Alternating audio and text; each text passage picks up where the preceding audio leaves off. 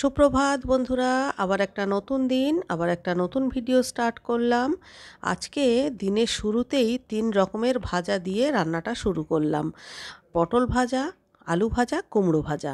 আর এখানে কেটে রেখেছি নেনুয়া মানে ধুদুল, এটা আলু দিয়ে তরকারি করব। আর অলরেডি উচ্ছে আলুর শুক্তো রান্না করা হয়ে গেছে। কড়াইতে একটু বেশি করে তেল দিয়ে প্রথমে পটলগুলো ভেজে তুলে নিয়েছি, তারপর ওই তেলের মধ্যেই পাতলা পাতলা করে কেটে রাখা আলুগুলোকে ভেজে নেব। এরপরে এই তেলের মধ্যেই আমি কুমড়োরগুলোও ভাজবো। ভেজে যে তেলটা বেঁচে থাকবে সেই তেলের মধ্যেই নেনুয়ার তরকারিটাও রান্না করব। আর এদিকে করেছি পাতলা করে মুসুরির ডাল, আর সেই সঙ্গে আম আর টমেটো দিয়ে টক। আর করেছি হচ্ছে আলু, টমেটো আর হিং দিয়ে পাতলা পাতলা ঝোল ঝোল আলুর তরকারি। এটা আমরা খাবো ধোসা দিয়ে, মানে আজকে টিফিনে ধোসা যাবে। এটা হচ্ছে ধোসার ব্যাটার অলরেডি রেডি করা হয়ে গেছে, আর ব্রেকফাস্টে বাড়িতেও এরা ধোসা খাবে। তো চলুন ধোসাগুলোকে আমি এবারে বানিয়ে নিই। রুটির তুলনায় ধোসা বানানো কিন্তু অনেক সহজ। রুটির মতো বেলতে হবে না, মাখতে হবে না। তারপরে রান্না করবার সময় একেবারে চাটুতে দেব আর তুলে নেব। আর রুটির ক্ষেত্রে তাওয়াতে একবার সেঁকতে হবে, তারপরে নেট দিয়ে ফোলাতে হবে। কতগুলো স্টেপ বলুন। আর এখানে আমি বাটার কেটে নিচ্ছি। আমি সবসময় বড় একটা 500 গ্রামের বাটার কিনি, সেখান থেকে অল্প অল্প করে নিয়ে একটা কৌটোয় বাইরে রাখি, আর বাকিটা ফ্রিজে রাখি। তো আর বাটারটা কাটলাম এই কারণে, আমি ধোসাগুলো বাটার দিয়েই বানাচ্ছি। বাটার দিলে কি হয়, ধোসাটা যেমন ক্রিস্পি হয়, তেমনি ধোসাতে একটা সুন্দর বাটারের ফ্লেভার আসে। খেতেও খুব ভালো লাগে। মানে বাটার ধোসা যেমন আমরা রেস্টুরেন্টে গিয়ে খাই সেরকম আর কি। ধোসাটা না খেতে খুব সুন্দর লাগে বাটার ধোসা। হ্যালো বন্ধুরা, কেমন আছেন সবাই? আমার আরও একটি নতুন ব্লগে আপনাদের স্বাগত জানাই।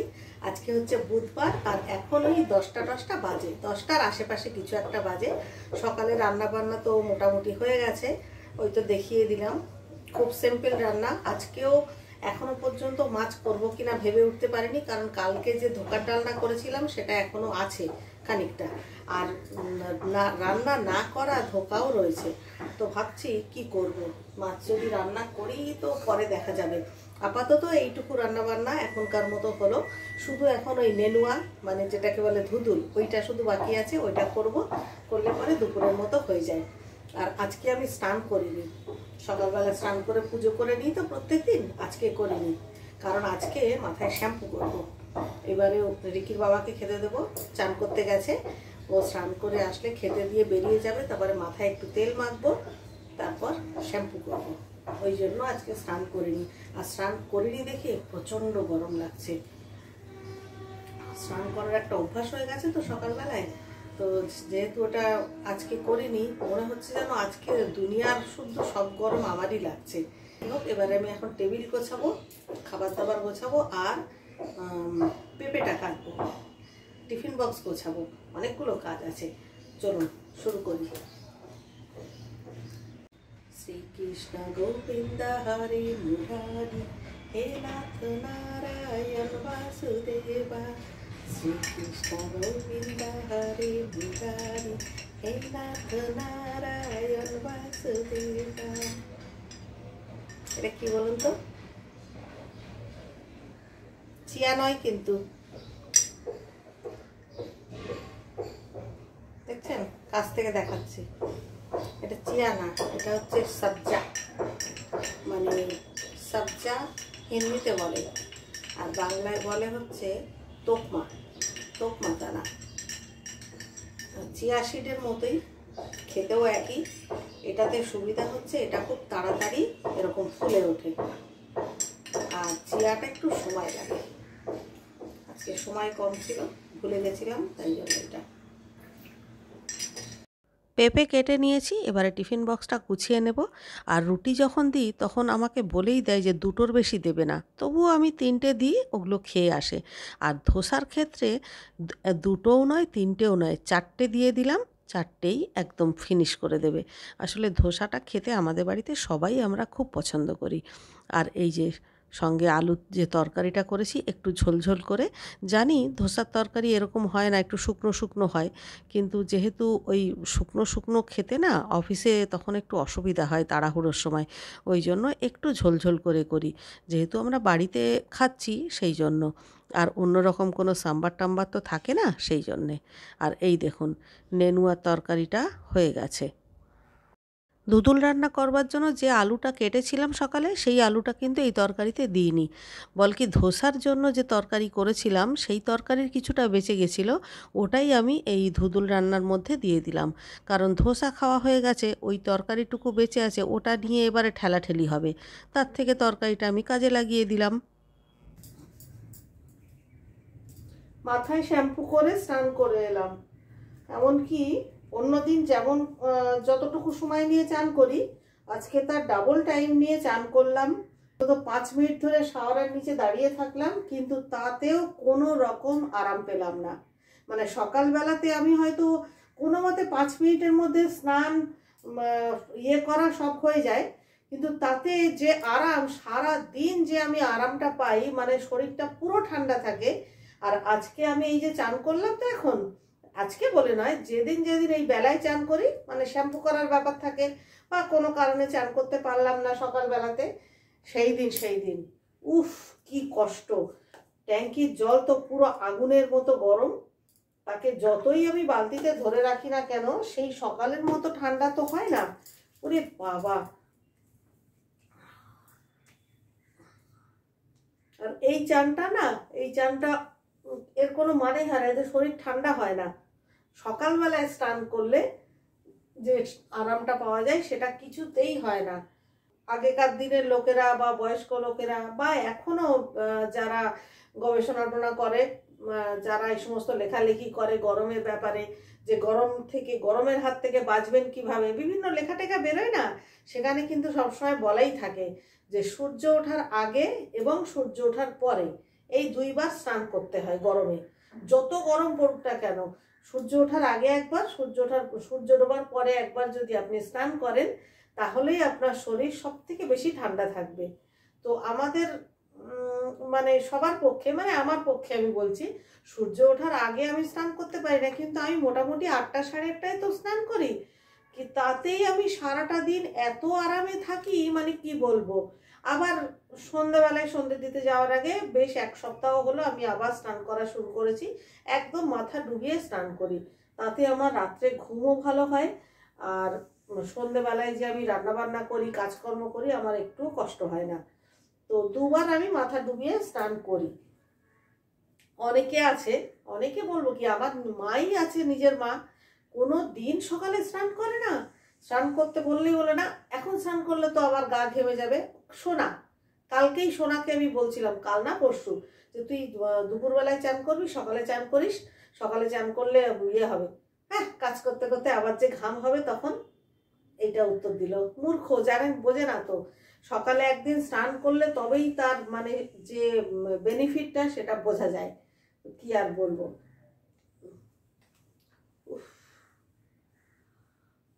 মাথায় চুলগুলো এত পেকে গেছে না, কিন্তু আমি কালারটা লাগাচ্ছি না, ভাবছি যতটা দেরি করে লাগানো যায়। কালার জিনিসটা তো এমনিতে ভালো না, কত কিছু অসুখ বিসুখ হয়, স্কিনের রোগ হচ্ছে আজকাল।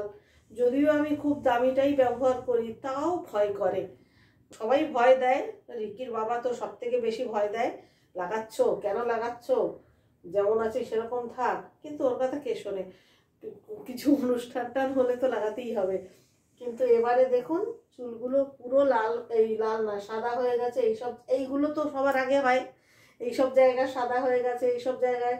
কিন্তু এখন মানে কি, কালার করার সময় এসে পার হয়ে গেছে। তবুও ভাবছি যে আর কদিন পরে কালার করব, যে কদিন চালানো যায়। এক্ষুনি কোথাও যাওয়ারও তো নেই, তো ভাবছি 2-4 দিন পরে কালার করব।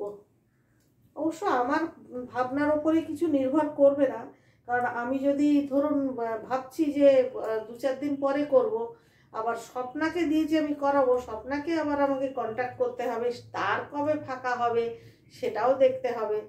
সে যদি এখন বলে যে 1 সপ্তাহ পরে, তাহলে 1 সপ্তাহ পরে। কারণ আমি সবসময় স্বপ্নার কাছ থেকেই তো কালারটা করি, সেই জন্য দেখি আজকে ফোন করব, ফোন করে মানে জিজ্ঞেস করবো যে কবে কি ফাঁকা টাকা আছে ওর, সেইভাবে একটা দিন ঠিক করতে হবে।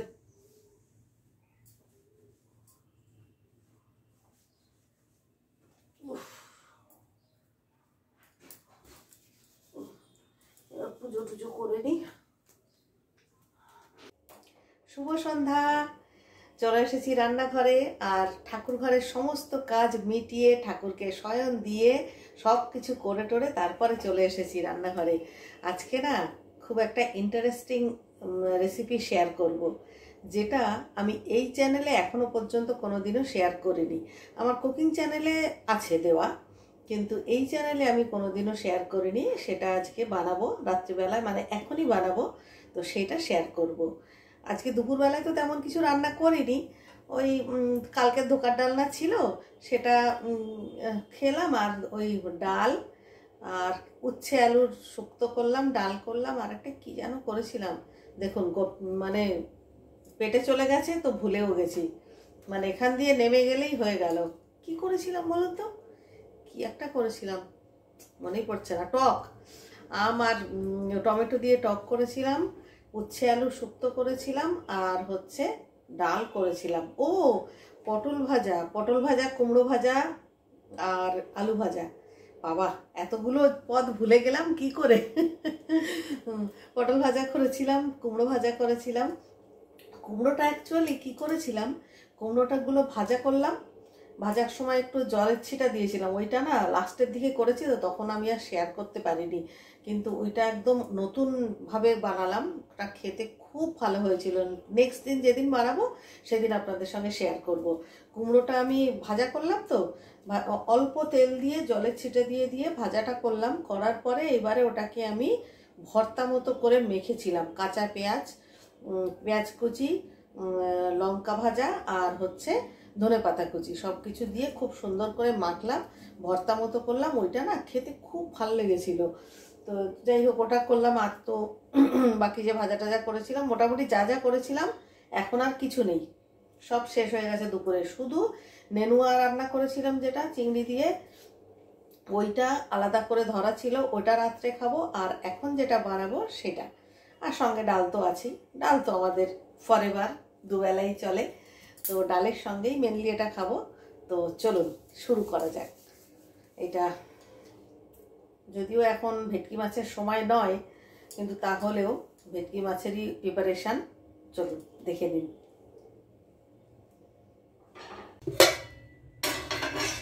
এগুলো হচ্ছে ভেটকি মাছের ফিলে, এগুলোকে দুপুরবেলায় আমি ম্যারিনেট করে রেখেছি আদা, রসুন, কাঁচা লঙ্কা, ধনেপাতা, নুন আর হচ্ছে একটু লেবুর রস দিয়ে।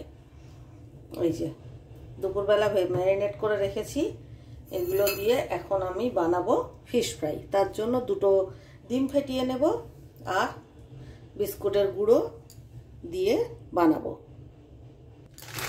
সাধারণত শীতকালেই বেশি ভেটকি মাছ পাওয়া যায়, কিন্তু গরমকালে খুব একটা পাওয়া যায় না, কিন্তু সেদিন হঠাৎ করে পেয়ে গেছিল। তো ভেটকি মাছটা আমাদের বাড়িতে রান্না করে খাওয়ার থেকেও ফিশ ফ্রাই করে খেতেই সবাই বেশি পছন্দ করে। ডিম সব রেডি করাই আছে, এখন শুধু ডিমে গলিয়ে আর বিস্কুটের গুঁড়ো লাগাবো। আচ্ছা, এটা দু হাতে করতে হবে কাজটা, এক হাতে হবে না। এইভাবে একটা করে ম্যারিনেট করা ফিলে নিয়ে প্রথমে ডিমের গোলায় চুবিয়ে বিস্কুটের গুঁড়ো মাখিয়ে নিতে হবে খুব ভালোভাবে। আর এইটা আমি দু হাতে করছি, তার কারণ হচ্ছে যে হাত দিয়ে ডিমের গোলায় চোবাচ্ছি ওই হাতে তো ডিমটা লাগা থাকছে, ওই হাতটাই যদি আপনি বিস্কুটের গুঁড়োর মধ্যে দেন তাহলে হাত ময় বিস্কুটের গুঁড়ো হয়ে যাবে, সেক্ষেত্রে আপনার মানে বিস্কুটের গুঁড়ো অনেকটা নষ্ট হয়, আর হাতটাও এমনভাবে মোটা হয়ে যায় বিস্কুটের গুঁড়ো লেগে, তাতে করে না কাজটা এগোয় না, কাজটা ভাজটা দেরি হয়। ঠিক আমি যেভাবে করছি, এক হাত দিয়ে ডিমের গোলায় চোবাবেন আর এক হাত দিয়ে এইভাবে মানে বিস্কুটের গুঁড়োটা এপিট ওপিট করে সুন্দর করে মাখিয়ে নেবেন। এইভাবেই কিন্তু ফিশ ফ্রাইটা আমি সবসময় বানিয়ে থাকি। আবার অনেকে করে কি, ডিমের গোলায় আগে প্রথমে চুবিয়ে নিল, চুবিয়ে চুবিয়ে একটা প্লেটে তুলে নেয়, তুলে নিয়ে পরে বিস্কুটের গুঁড়ো লাগায়, কিন্তু সেক্ষেত্রে না ভালো করে বিস্কুটের গুঁড়ো লাগতে চায় না, কারণ অনেকক্ষণ আগে যেহেতু ওটা ডিমের গোলায় চোবানো থাকে। সেই জন্যে আমার মনে হয় যে এই প্রসেসটাই সবথেকে সহজ। সবগুলো বানিয়ে নিয়েছি, আর মাছটা আসলে খুব ছোট ছিল, যার জন্য এই বড় ফিলে মাত্র এই কটাই হয়েছে। এখানে আছে ওই 12টা কি 14টা মতো ফ্রাই হয়েছে, আর বাকি যেসব এদিক ওদিক সেদিক থেকে মানে সরু সরু যেগুলো বেরিয়েছিল সেগুলো দিয়ে এই যে ফিশ ফিঙ্গার, মানে সরু সরু, এগুলো শেপ একটাও ঠিকঠাক নেই। এই যে দেখুন না, এদিকে মোটা এদিকে সরু এরকম, মানে ওই আশপাশ থেকে যেগুলো বেরিয়েছে আর কি, এগুলোকে সমান করবার জন্য সেগুলো দিয়ে আমি ফিশ ফিঙ্গার বানিয়ে নিলাম। এইগুলো হয়েছে, আর এই যে ফ্রাই গুছিয়ে রেখে দিই, খাওয়ার আগে আগে তখন ভাজবো, এখন তো ভাজবো না, খাওয়ার আগে আগে ভাজবো। এখন এবারে রুটিগুলোকে করে নিতে পারলে মোটামুটি রান্নাঘরের কাজকর্ম শেষ হয়। যা গরম পড়েছে তাতে না রুটি খুব একটা খেতে ইচ্ছা করে না আজকাল, কিন্তু তা হলেও ভাত খেলে না ভাতের কোনো আন্দাজ থাকে না। সেই জন্য বা অগত্যা আমি রুটিই করি, তবে আজকাল মাঝে মধ্যে করি কি, ভাত আর রুটি মিশিয়ে খাই। মানে কিছুটা ভাত থাকলো আর কিছুটা রুটি, মানে হয়তো দুটো রুটি খেলো আর একটু ভাত খেলো, এরকম করে করি। কারণ খুব অতিরিক্ত গরম পড়েছে না, এই সময় রুটি খেতে খুব একটা ভালো লাগে না, আমার অন্তত লাগে না। এবারে ফিশ ফ্রাইগুলো ভাজতে বসিয়ে দিলাম। যেহেতু এগুলো কাঁচা মাছ দিয়ে তৈরি, তাই খুব জোর আঁচে কিন্তু কখনো ভাজা যাবে না, কারণ তাহলে ওপরটা পুড়ে যাবে আর ভেতরটা কাঁচা থাকবে। সেই জন্য মোটামুটি মিডিয়াম টু লো হিটে ফিশ ফ্রাইগুলো এরকম উল্টে পাল্টে একেবারে গোল্ডেন ব্রাউন করে ভেজে তুলে নিতে হবে। একটু ধৈর্য ধরে আর কি ভাজতে হবে, আর তেলটা অতি অবশ্যই একটু কিন্তু বেশি বেশি দিতে হবে। আমি একটা প্রথমে ভাজলাম, কারণ ওইটা একটু সাইজে বড় ছিল, আর বাকি যেগুলো সেগুলো মোটামুটি এই মাঝারি সাইজেরই হয়েছে। আসলে বললাম না, মাছটা যেহেতু ছোট ছিল তাই ফ্রাইগুলোও এরকম একটু মানে বিভিন্ন সাইজের হয়েছে আর কি, ছোট বড় মেজো সেজো সব রকম হয়েছে। তো যাই হোক, এই যে একদম সুন্দর গোল্ডেন ক্রিস্পি করে আমি ভেজে তুলে নিলাম, আর সমস্তগুলো ভাজবার পরে দেখুন কি সুন্দর লোভনীয় হয়েছে, আর এটা কিন্তু খুব সুন্দর টেস্ট হয়েছিল। ওই যে দুপুর থেকে যেহেতু মেখে রেখেছিলাম সেই জন্য। তা চলুন খাওয়া দাওয়া করে ফিরে আসছি। খাওয়া দাওয়া কমপ্লিট করে রান্নাঘর সমস্ত ক্লিন করে সমস্ত কাজ মোটামুটি শেষ। এখন শুধুমাত্র ওই কয়েকটা অ্যালমন্ড ভেজাবো আর কুলত্থ কলাইটাকে ধুয়ে এইটা ভেজাবো। এই কুলত্থ কলাইটা আমার হাজব্যান্ড খায়, মানে কলাইটা খায় না, ওই কলাইটা ভেজানো জল খায়, আর অ্যালমন্ডটা সকালবেলায় হেঁটে এসে খাই আমি। তো ভিডিওটা এই পর্যন্তই, দেখা হচ্ছে পরবর্তী ভিডিওতে, ততক্ষণের জন্য সবাইকে গুড নাইট।